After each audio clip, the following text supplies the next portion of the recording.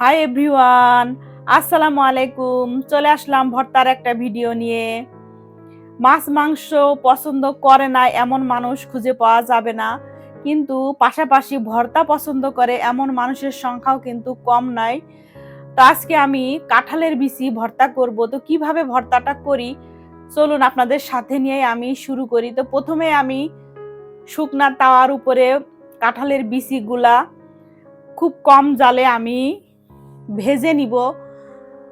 তো কাঁঠালের বিচি আমি এপিট ওপিট করে একটু নেড়ে ভেজে নিব। এই যে হয়ে গিয়েছে আমার কাঁঠালের বিচি ভাজা। এটা কিন্তু সিদ্ধ করেও ভর্তা করা যায়, কিন্তু আমি আজকে ভেজে ভর্তা করব। ভেজে ভর্তা করলে খেতে বেশি টেস্ট হয়।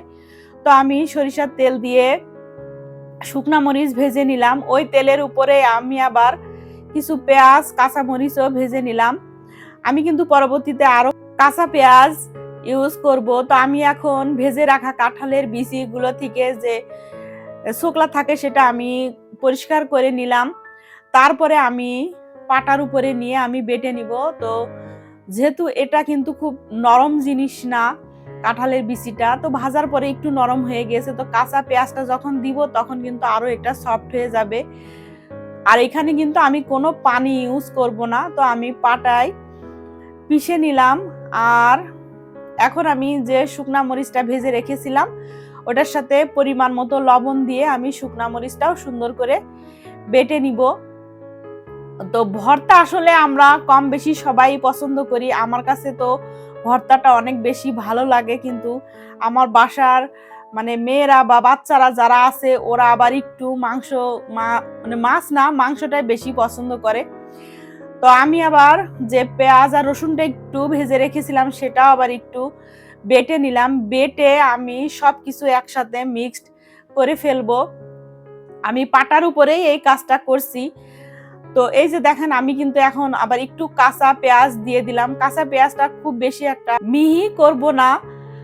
আর এই কাঁচা পেঁয়াজ থেকে যে মানে পেঁয়াজের যে রসটা বের হবে সেটাতে কিন্তু ভর্তাটা নরম হয়ে যাবে। দেখেন আমি এখন মানে কাঁচা পেঁয়াজের সাথে মিক্সড করে নিলাম, অনেকটাই নরম হয়ে গিয়েছে। এখন আমি এটার মধ্যে সরিষার তেল দিয়ে পাটার উপরে সুন্দর করে আমি এটা মিক্সড করে নিচ্ছি। এটা একটা যে কোনো বাটিতে যে কোনো পাত্রেও নেওয়া যায়। তো আমি পাটার উপরেই কাজটা করে নিচ্ছিলাম।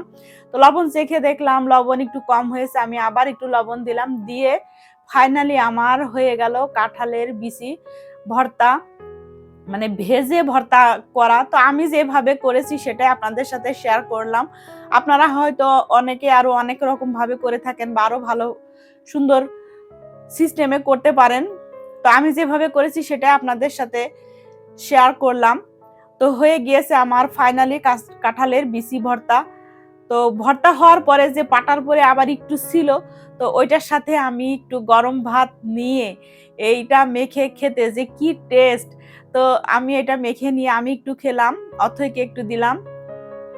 তো আমরা খেতে খেতে আপনাদের কাছ থেকে বিদায় নিয়ে নিব। তো আপনারা ভালো থাকবেন, সুস্থ থাকবেন। আল্লাহ হাফেজ।